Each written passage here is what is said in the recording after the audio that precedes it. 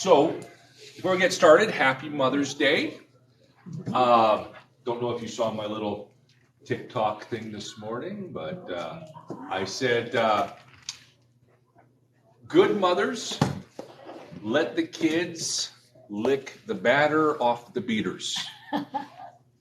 Great mothers turn the beaters off first. So, happy Mother's Day. So, Genesis 31.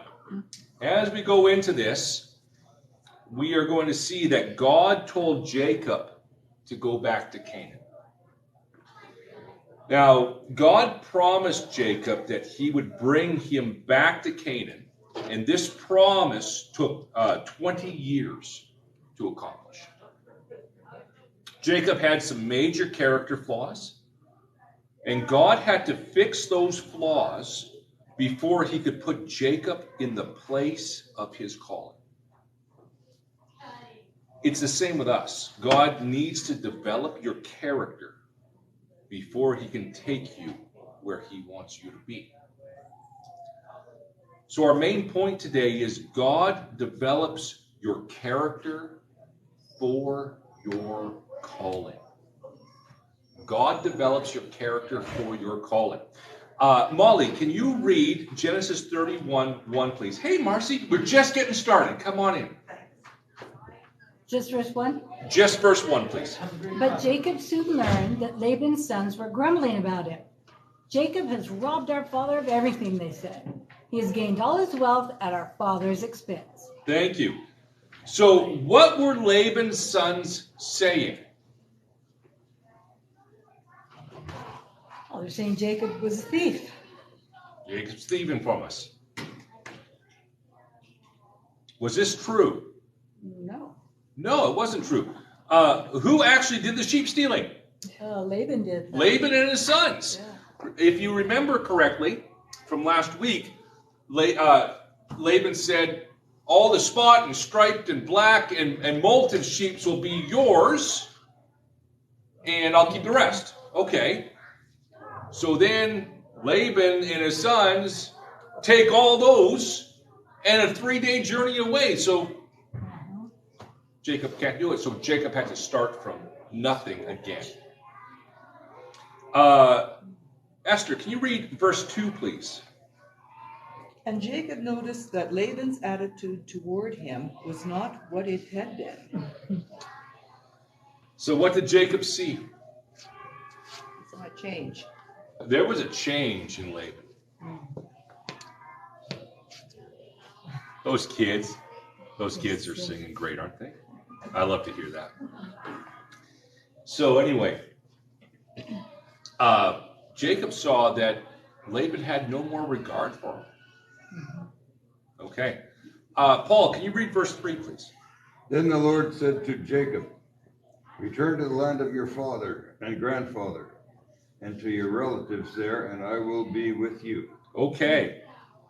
So what did the Lord tell Jacob? Go home. It's time to go home. Okay. Who would be with Jacob? The Lord would be with Jacob. What two things in this chapter so far preceded his call from God?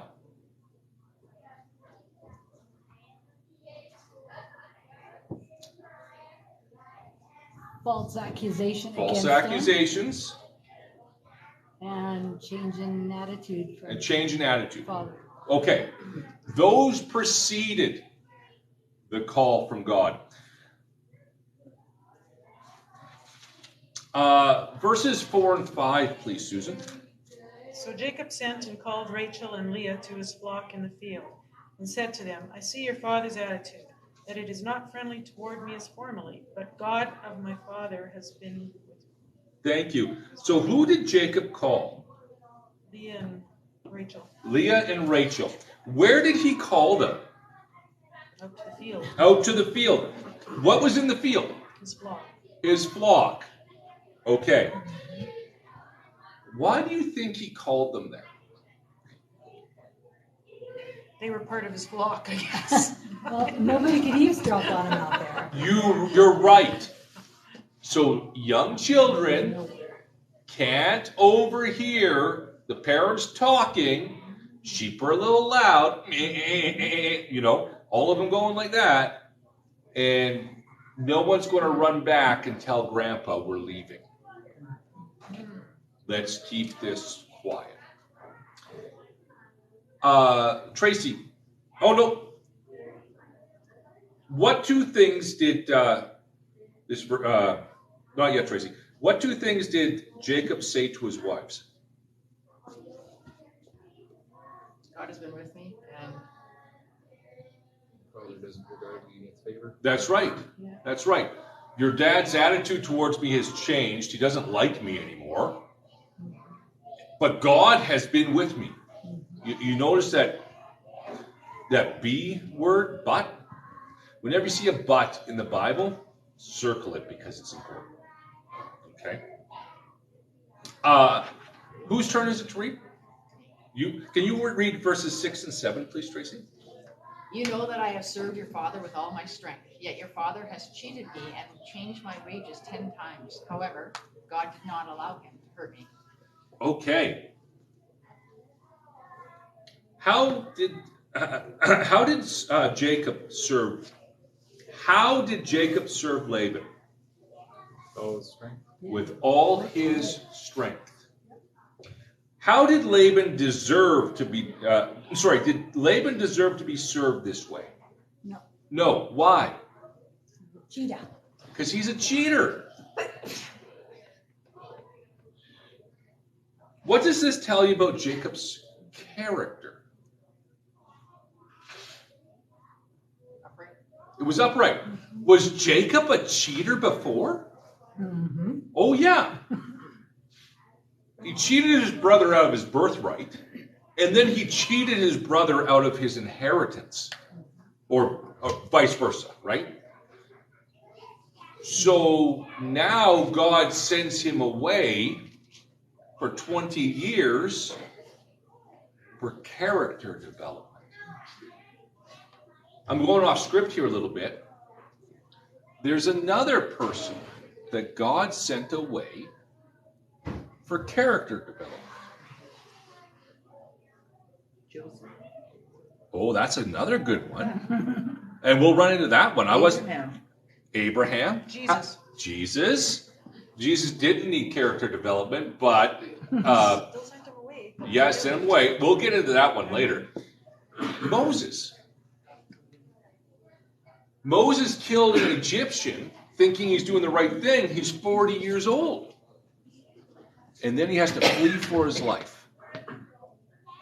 And he's in Midian. Is it Midian? Mm-hmm. Yeah, Midian. For 40 years. Just being a shepherd. He grew up in the king's palace. God humbled him to the flocks of the sheep. And then after 40 years stinking like sheep, God says, now it's time for you to lead my people. You see, what God uses for character development is forced humility. Yeah. Let's keep going.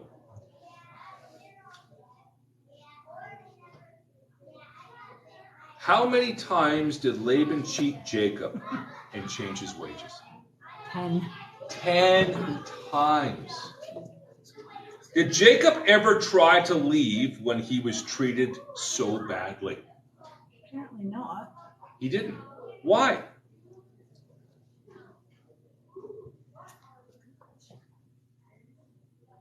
Well, I guess because God didn't tell him to. Okay. Do we do things without God telling us to do it? Yeah. Yeah. Gets us in trouble sometimes. Gets us in a lot of trouble when we do things that God doesn't tell us to do. This is what I wrote down. He knew he would eventually go back. He already said that God was with him in verse 5, and he knew the voice of God. This is important. This is John 10:27. Jesus says, "My sheep hear my voice, and I know them, and they follow me. Do you know the voice of God? Because that's important. If you don't know the voice of God, you would be opposite of Jacob. And as soon as you get offended, you're going to hear a voice. They don't respect you. It's time for you to go. When that might not be.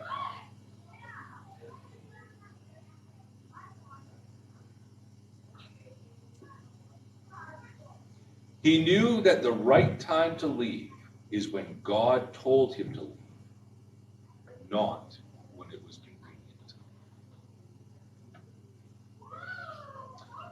What did God not permit Laban to do? Pardon me? Harm him. Harm him. Rob, can you read verses 8 and 9, please? If he said, the spotted shall be your wages, then all the flock bore spotted. And if he said, the striped shall be your wages, then all the flock bore striped. Thus God has taken away the livestock of your father and given them to me. Thank you. So what happened when Laban said all the spotted would be his wages? They all went spotted. What happened when Laban said all the striped would be his wages? They all were born striped. They would all be born striped. So what did God do? According to what the passage says.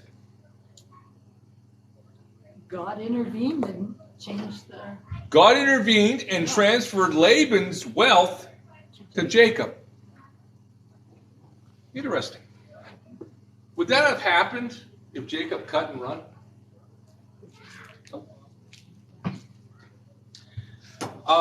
Marcy, can you read verses 10 to 12, please? If I knew what chapter we Oh, were 31. Genesis 31.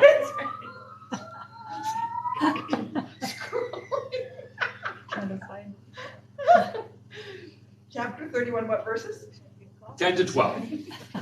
There's a little Bailey's in your coffee. She asked if there was Bailey's in it. Yeah, Jesus turned water into wine. Here at church, we turn coffee into Bailey's. So, I had the little search thing going on, and I was putting words in. Where are they? I have to become silly and ask. oh, that's fine. I'm humbled. Okay, 10 to 12, please, Marcy. Oh. In the breeding season of the flock, I lifted up my eyes and saw in a dream that the goats that mated with the flock were striped, spotted, and mottled. Then the angel of God said to me in the dream, Jacob, and I said, Here I am. And he said, Lift up your eyes and see. All the goats that mate with the flock are striped, spotted, and mottled. For I have seen all that Laban is doing to you. Thank you. When did Jacob see the dream? Breeding season. In breeding season. What did he see in the dream? The goats that mated with the flock that were striped, spotted, and mottled. That's right. That's right. Did the flock that he had at that time bear these markings? No. From last week? Did they? No, because Laban took them all. They were all normal sheep. Yeah, first batch. The first batch. So why did God do this for Jacob? He's seen all that Laban was doing to He him. saw all that Laban was doing to him. So what was the reason behind God doing this for Jacob? This goes back to The covenant. the covenant. This is why we need to know our covenants. The Abrahamic covenant. Whoever blesses you, I will bless. Whoever curses you, I will curse. Okay? Whose turn is it? Molly? Sure. Oh, no, don't read yet. Okay. Next question. Does God keep his covenants and promises? Oh, yeah. Oh, yes. This is why Jacob didn't leave earlier. He knew and trusted the covenant. He was tricked into marrying the quote-unquote wrong woman. But we see from Scripture that wrong woman was the right woman, because Judah came from her, and Jesus comes from Judah. He was forced into 7 more years of indentured service for the one he wanted to marry. His wages were changed 10 times. Then when he wanted to start his own business, all of his stock was taken from him. Through all of this, God fulfilled his promise to Jacob and was with him all the way through. He learned through this to trust God in every circumstance. That's why we don't cut. We wait to hear God's voice. Marcy, whose turn is it? No, Me. Who? Me. Molly? Genesis 31:13, please. I am the God who appeared to you at Bethel, the place where you anointed the pillar of stone and made your vow to me. Now get ready and leave this country and return to the land of your birth. Thank you. Who did God say he was? The God of Bethel. The God of Bethel. When we studied that chapter, who did we find out that was?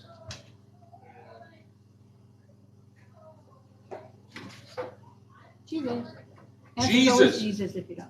Yeah, the answer is always Jesus. Kind of like squirrel. Yeah, Jesus, right? So, and what did Jesus tell Jacob to do?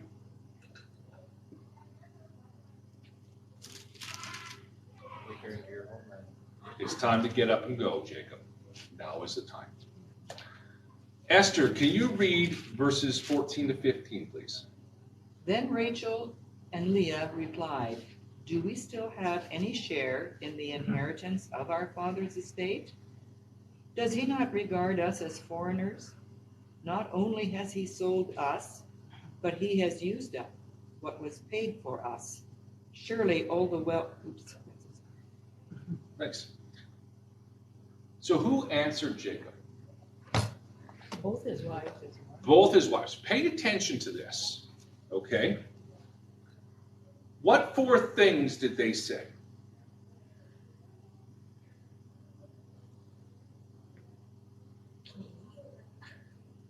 First they said, okay, because we're not going to inherit anything. Okay, yeah. Is there any portion of our inheritance left? Okay, that's number 1.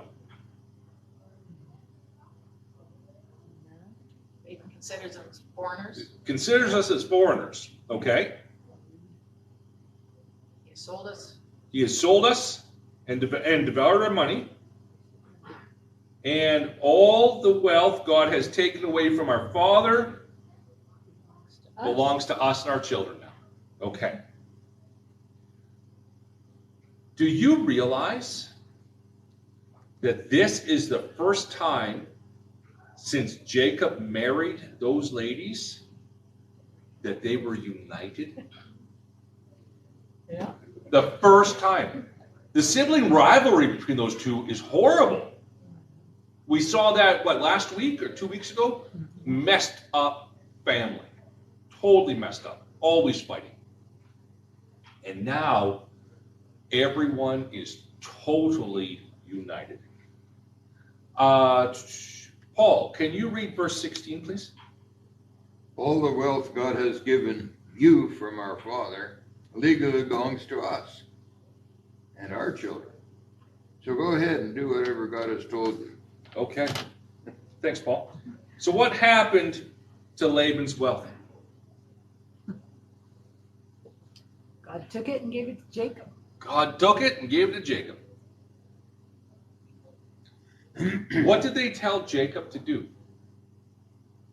Listen to God. Listen to God. Do you see the unification here?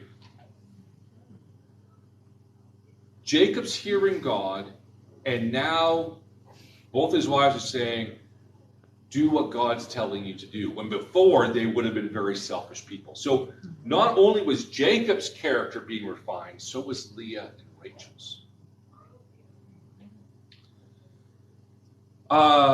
Susan, verse 17, please. Then Jacob arose and put his children and his wives upon camels. Thank you. So what did Jacob do? Backed up. Backed up and left. So I want you guys to see the procession here, or the progression. Number one, Jacob endured hardship and trusted in Jesus. Number two, Jesus told Jacob to go back to Canaan. Number three, Jacob consulted with his family. Number four, after there was a family unifying decision, he then left. Because God's very nature is unity, we see this in the theological term triunity. The Trinity is the triunity.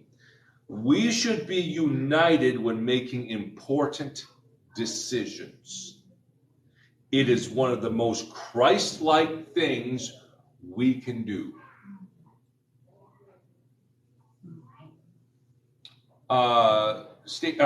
Tracy, can you read verse 18, please? Oh, no, did we just do 18? No, go ahead. Read verse 18, please. And he drove away all his livestock and all his property which he had gathered, his acquired livestock which he had gathered in Paddan Aram, to go to the land of Canaan to his father Isaac. Okay, so what did Jacob do? I can't hear you, Rob. Took everything he owned. Took everything he owned. And it says drove them, right? Yeah, livestock. Yeah. Livestock, everything. Okay. Rob, can you read verse 19, please? Laban had gone to shear his sheep, and Rachel stole her father's household gods. Okay. I want you guys to circle that verse, underline that verse. This is a very important verse, and if you don't know what's going on, you're really going to miss out on what the rest of the chapter is about.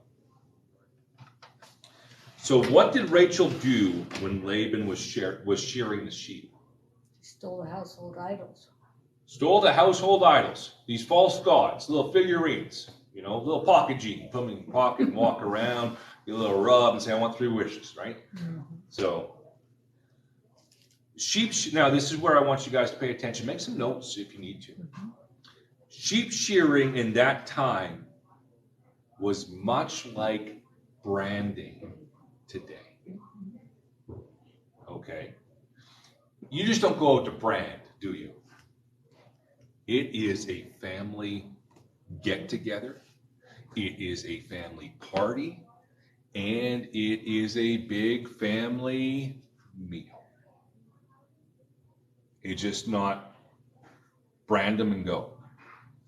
It's a unifying thing. It's a family thing. It's a community thing. People from the community come over. Even some city slickers are invited over, right? Mm-hmm. It was a huge family event that would end in a huge family meal. To not have Jacob, Leah, and Rachel there shows just how bad the deterioration of the family has become. This was bad breakdown of the family. So why did Rachel steal the idols? Does it say? She just up and took them. She's probably just trying to get back at her father, too. Maybe. I think, after all, they were her gods. Yeah, she's not really her gods. Her dad's gods. And hers. We'll go into that a bit.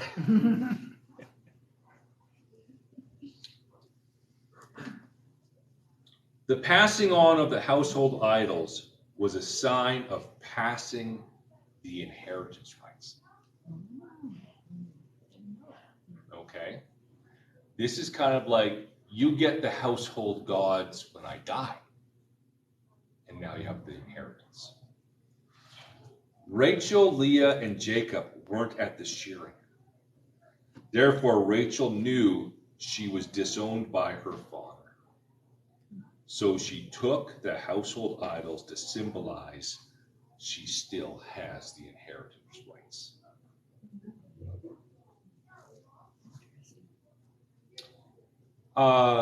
Is it Marcy's turn? Yeah. Marcy, can you read verses 20 to 21, please? And Jacob tricked Laban the Aramean by not telling him that he intended to flee. He fled with all that he had and arose and crossed the Euphrates and set his face toward the hill country of Gilead. Okay. So what did Jacob do to Laban? Tricked him. Tricked him. How did Jacob trick him? By not telling him. Just not telling him. At this point, did Jacob need to tell Laban? No. Like, Laban steamrolled him time after time again. And now he disowned him. He just finally said, okay, God told me to go. I've had enough for 20 years. And now God told me to go. I'm out of here. Okay. But you notice he waited until God said it was time.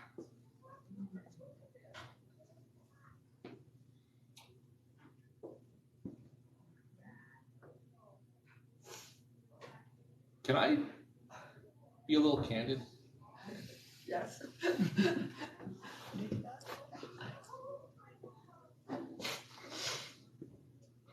Sometimes in church, people get hurt. Their feelings get hurt. People say things off the cuff. Or maybe they hold to dogmatic beliefs that don't line up with ours. Dogma is subpar to doctrine. Dogma is a strongly held personal religious belief, where doctrine is, this is the truth we teach.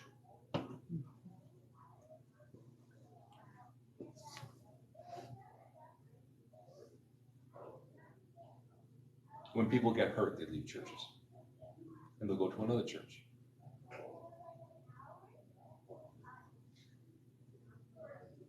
When you're in ministry, Molly can agree to this because her and Daryl have been in ministry a long time. Leadership gets hurt more than anybody else. And if God's going to use you, he's going to break you like he broke Jacob.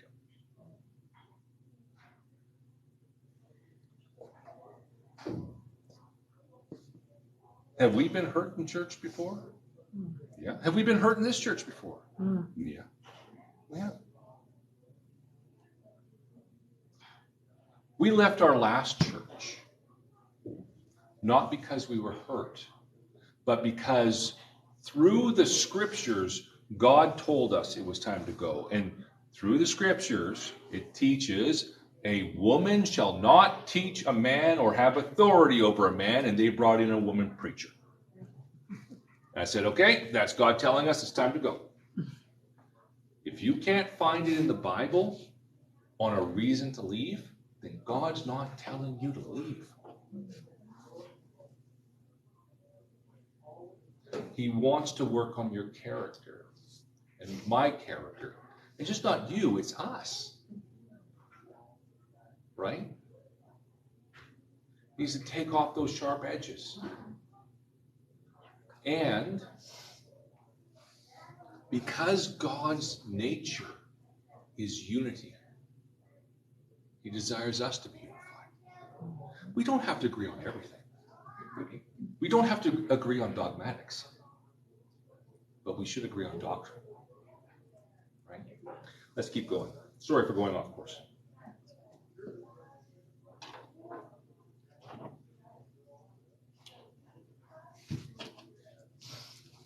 Which river did Jacob cross with all of his belongings? Euphrates. Euphrates. He's out Syria, Turkey, Iraq area.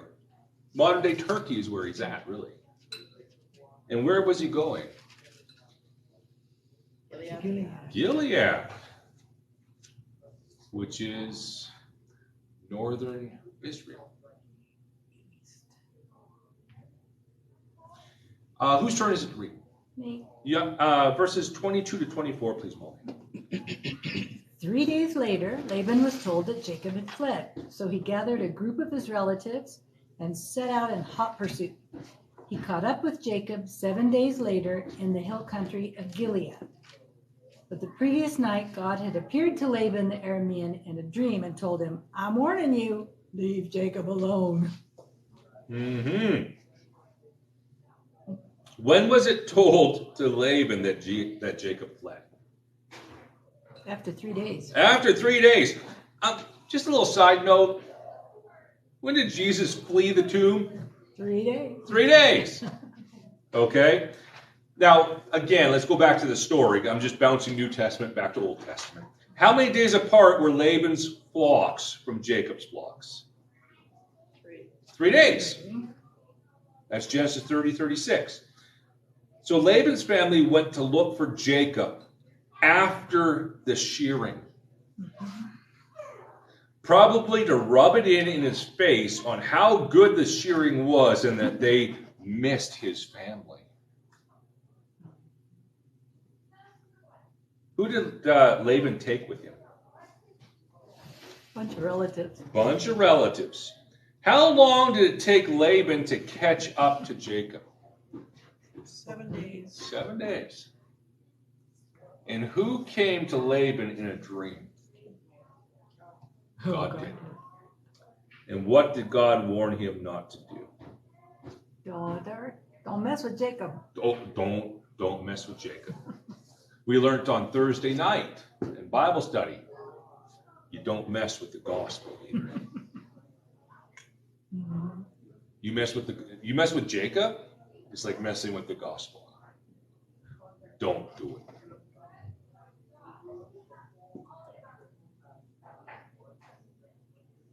Laban never wanted God, much less a relationship with him. He only wanted the blessings from God.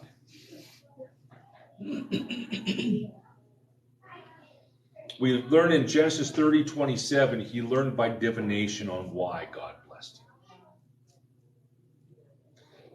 God can still speak to unbelievers, and we see this with Jesus and the Pharisees, right? God can still speak to unbelievers. However, it is a scary thing when God speaks to you and you still don't have a relationship with him.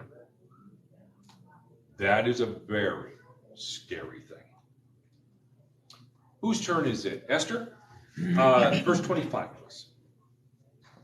Jacob had pitched his tent in the hill country of Gilead when Laban overtook him, and Laban and his relatives camped there too. Thank you. So what did Laban do? Caught up to him. Caught up to him.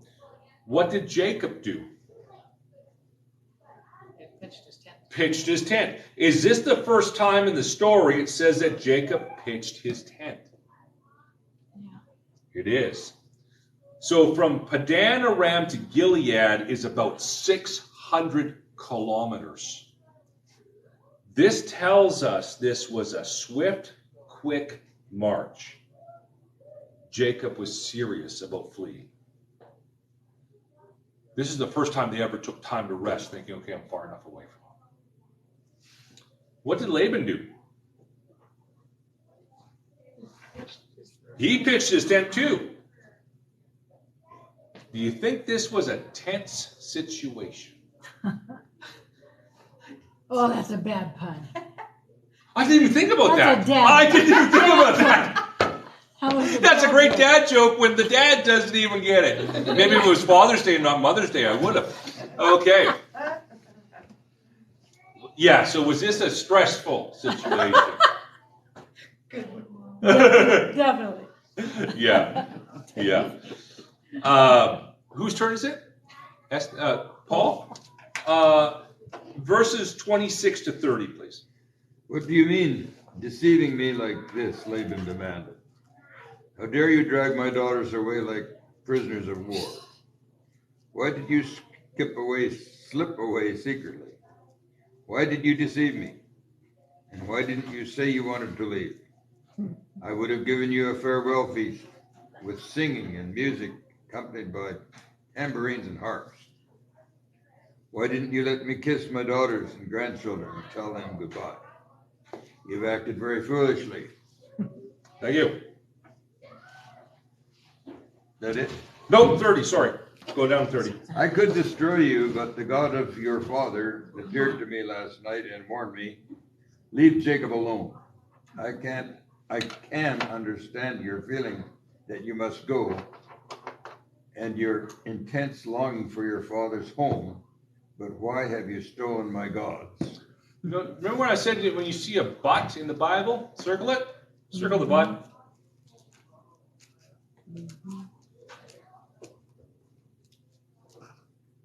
So what two things did Laban ask Jacob in verse 26? Why have you tricked me, and why have you driven my daughters away? Yeah, why have you tricked me, and why have you driven my daughters away like what? Prisoners of war. Like captives. Yeah. Who all would have been there at this meeting? Yeah, all the relatives. So Jacob and his two wives and 2 concubines, all 11 children, because Benjamin's not born yet, and then all Laban and all of his clan. So Laban is showboating, is what he's doing, and trying to show how benevolent he is to his family.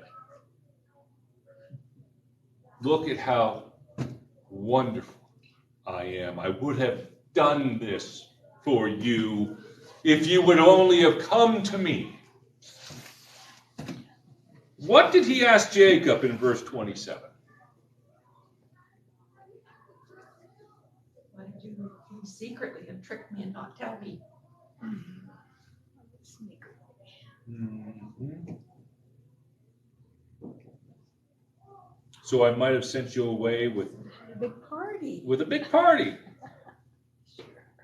What did Laban say he would have done? Yeah, big party. Did Laban invite Jacob to the shearing?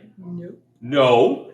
What happened the last time Laban held a great feast for Jacob? He tricked Jacob into marrying the bride he didn't want to marry.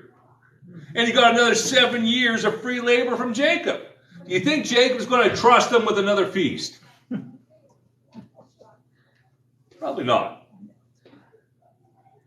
Did Jacob trust what Laban was saying? No.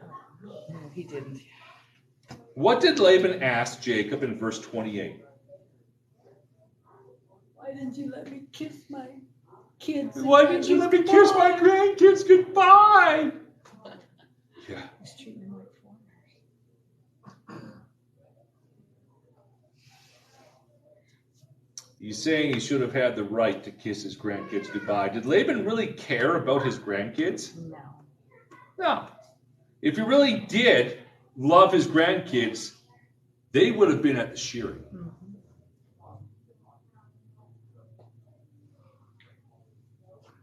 What did Laban say to Jacob in verse 28? And on the second sentence. You've been foolish. Yeah, you've been foolish. You've been foolish. Does this sound like a threat? Oh, yeah. What did Laban say he had? In verse 29. I have the power to do you harm. Ooh, this is sounding like a big threat. Who spoke to Laban the previous night? The God of Your father. Be more specific. Well, it would have been Jesus. Yeah, well, let's verse 29 I said? Yeah. No, okay, you're right. The God of your father. Now, what question were we on? Here we are. Yeah, here we are. Here we are. Yeah, 976. Here we are. I want you to circle that word your. The word your in this passage is plural. In Hebrew, it's plural. Laban recognized that Jacob, Leah, and Rachel, and all the children were followers of Christ, the God of your father. This family was under the Abrahamic covenant. What did Laban say Jacob longed for?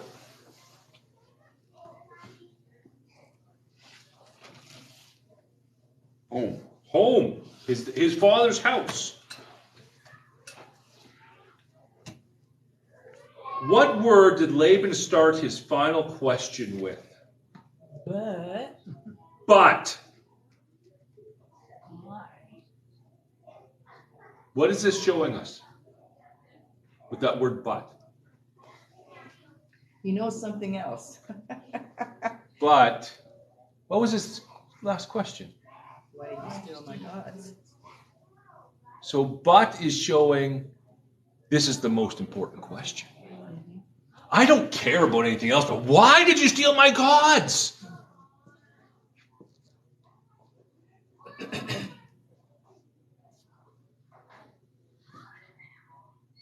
The real reason Laban was in hot pursuit was he wanted his household gods back.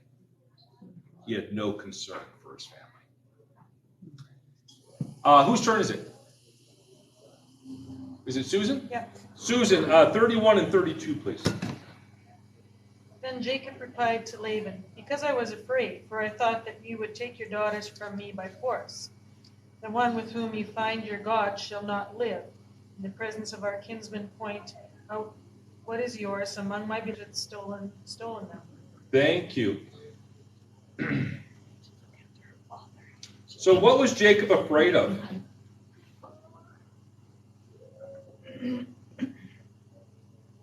Originally, he says he was afraid of Laban, and that's why he hurried away. That's right. He was afraid of Laban. What would Jacob say would happen to the person who took Laban's gods? You will not live. You will not, that person won't live. Who was the one who took Laban's gods? Rachel did. Rachel did. Which wife did Jacob love most? Rachel.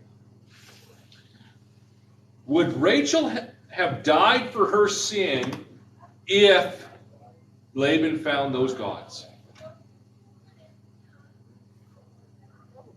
Yeah. Because Jacob would have stuck to his oath.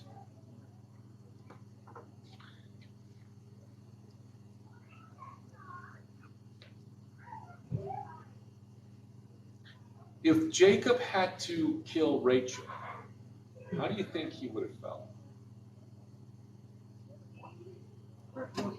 Heartbroken. How do you think God felt when he had Jesus killed? Really? You think so? Who can read Isaiah 53:10? And I like someone to read it in the ESV. And if someone has the New King James or King James, read it in that. And if someone has the New Living Translation, read it in that. Say the passage again. Isaiah 53:10. So here's ESV. You're on. Can you? You have a A phone. So I'll have you read New King James on that. Okay. Who's got New Living? I do. Okay, go ahead and read that one. I got to get there first, though. Okay. Taking notes. Yeah, 53. Yeah.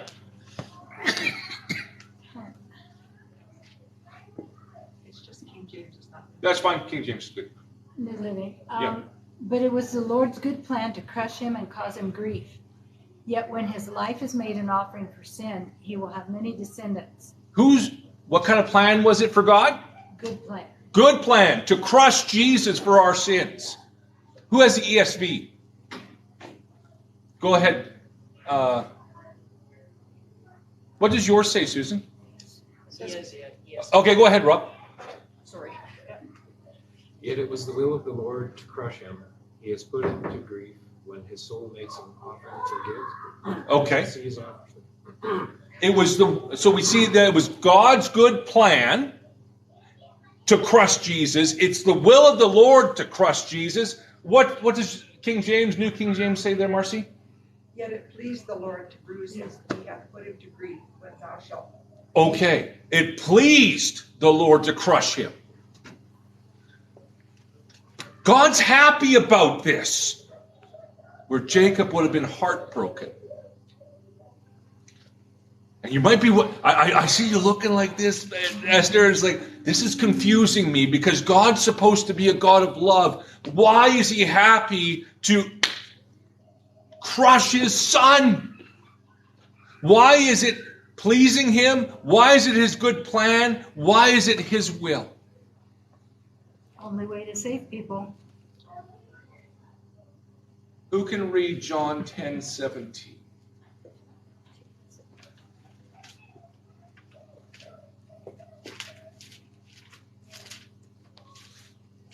For this reason the Father loves me, because I lay down my life so that I may take it again. For this reason the Father loves me. You notice it's definite? It's not one of the reasons God loves me. Jesus Christ is eternal. He is part of the triune Godhead.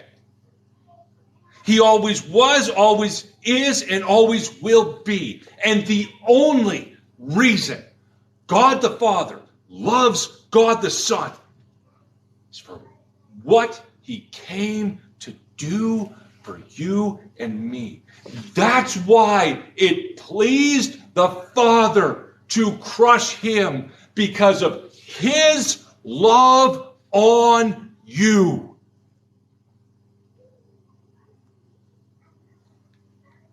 Jacob has an earthly love, a humanistic love for his wives. And God has a deep, eternal love on you.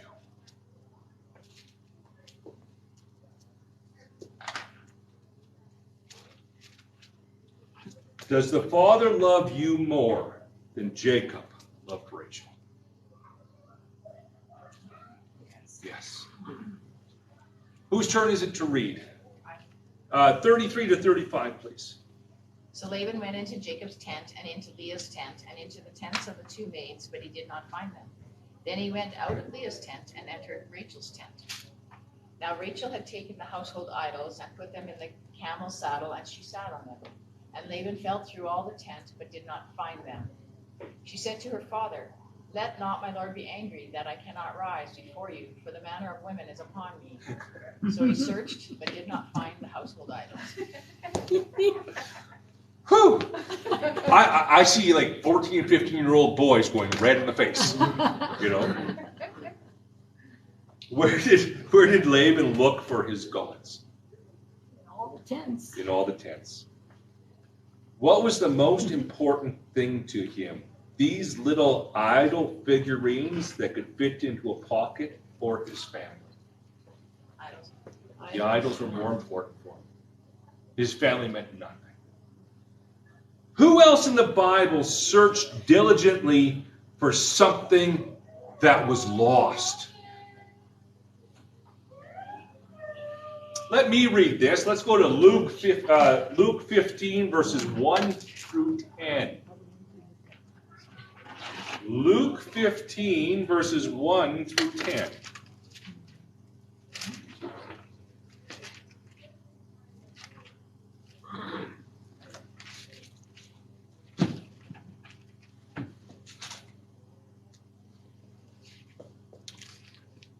Now, the tax collectors and sinners were all drawing near to hear him, meaning hear Jesus. And the Pharisees and the scribes grumbled, saying, "This man receives sinners and eats with them." So he told them this parable. What man of you, having 100 sheep, if he lost one of them, does not leave the 99 in the open country and go after the one that is lost until he finds it? And when he has found it, he lays it on his shoulders, rejoicing. And when he comes home, he calls together his friends and his neighbors, saying to them, "Rejoice with me, for I have found my sheep that was lost." Just so, I tell you, there will be more joy in heaven over one sinner who repents than over 99 righteous persons who need no repentance. Or what woman, having 10 silver coins, if she loses one coin, does not light a lamp and sweep the house and seek diligently until she finds it? And when she has found it, she calls together her friends and neighbors, saying, "Rejoice with me, for I have found the coin that I have lost." Just so, I tell you, there is joy before the angels of God over one sinner who repents.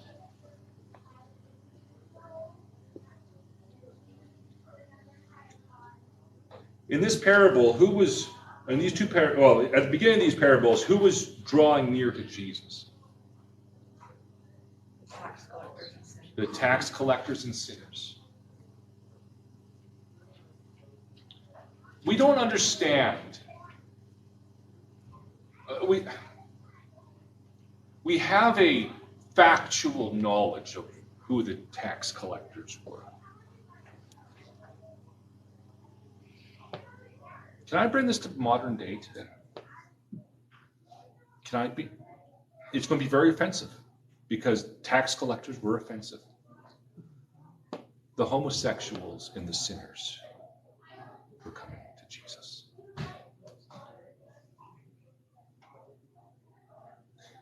That's why the Pharisees hated Jesus. He was taking the people who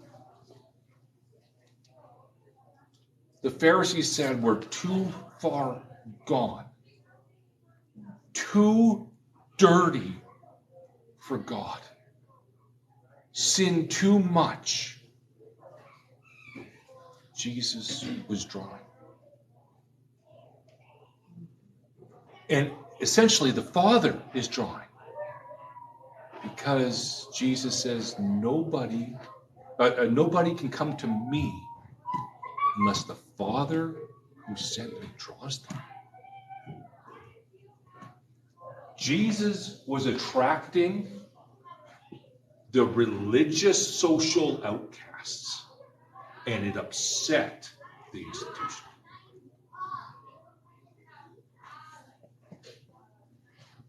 Who was grumbling?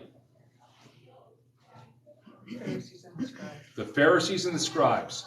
The high-ranking religious officials were grumbling. How passionate was the shepherd about finding his sheep? 100%. 100% passionate. How passionate was the woman about finding the coin? Passionate. How passionate was Laban about finding his little gods? Passionate. We can actually learn a lot from Laban here. We look down on Laban for diligently hunting for his false gods. Yet how many of us act like the shepherd and the woman when it comes to lost people? We will passionately debate and affirm or denounce doctrines, eschatologies, leadership styles, etc. But where is the passion for the lost? Let's go back to 31:35. Whose turn is it to read?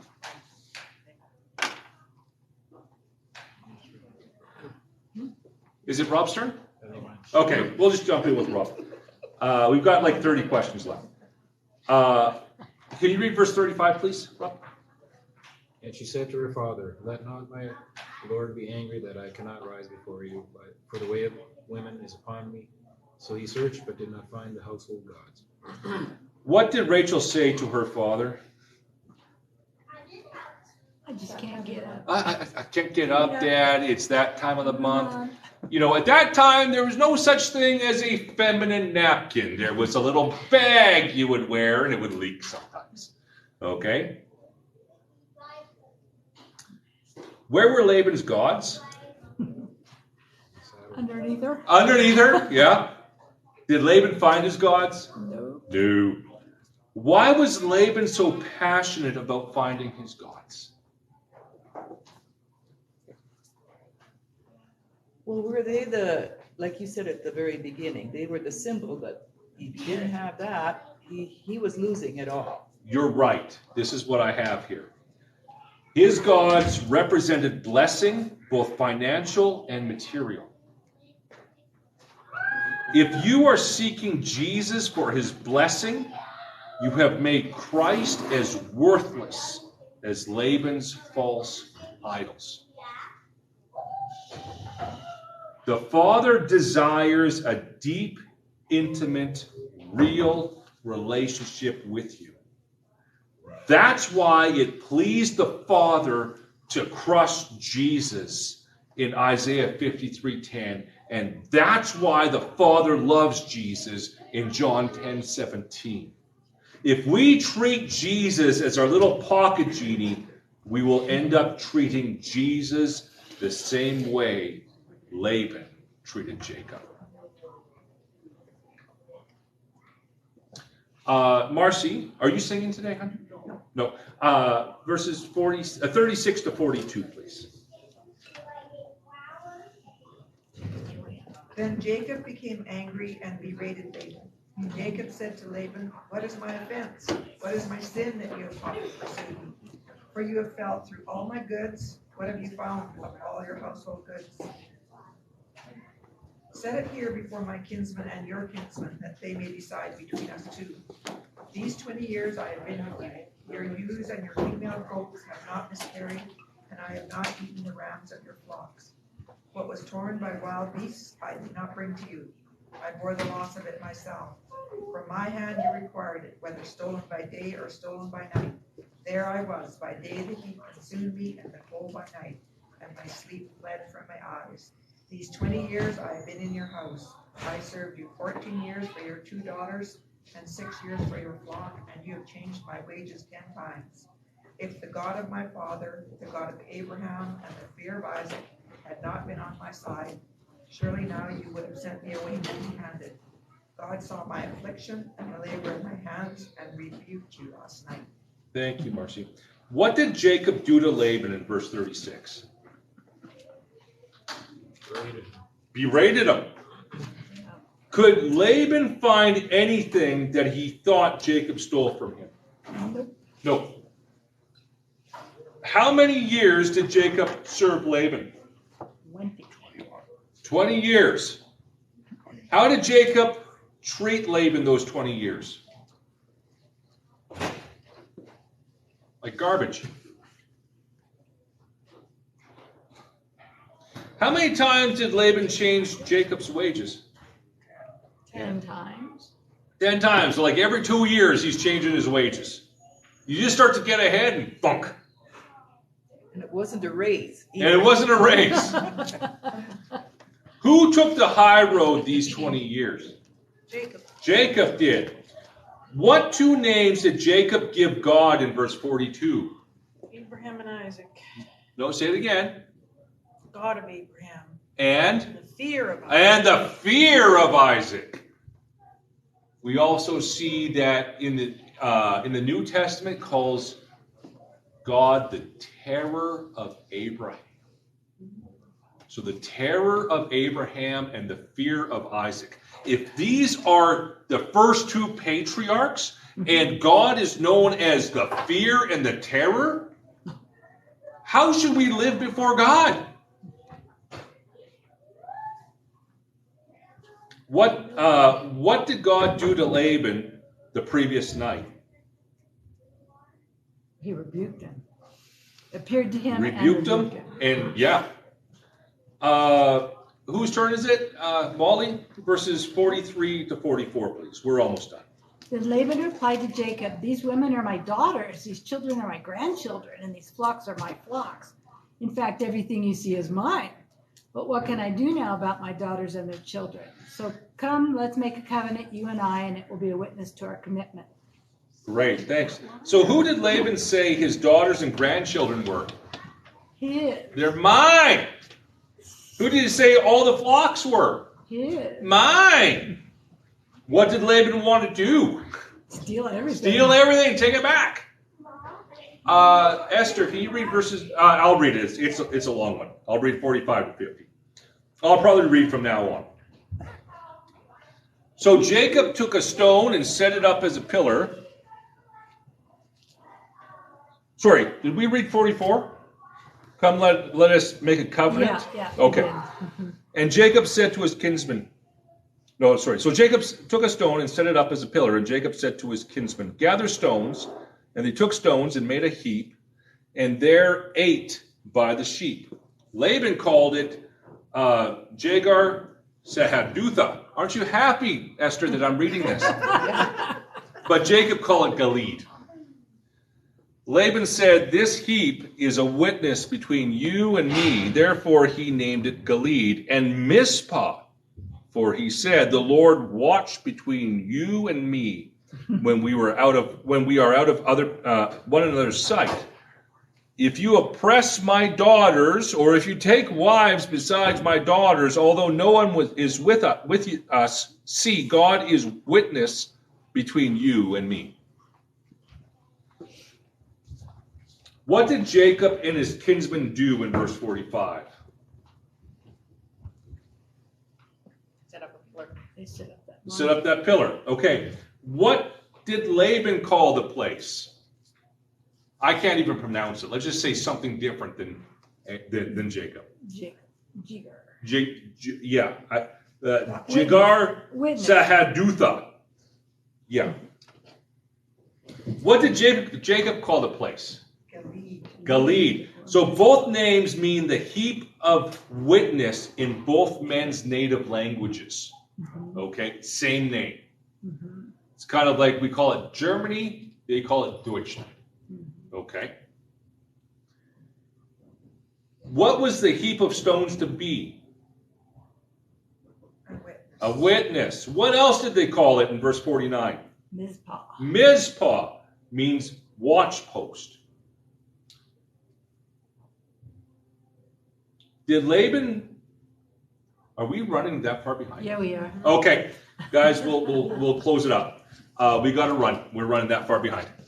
So anyway, guys, we'll finish up later. Thank you very much. Thank you.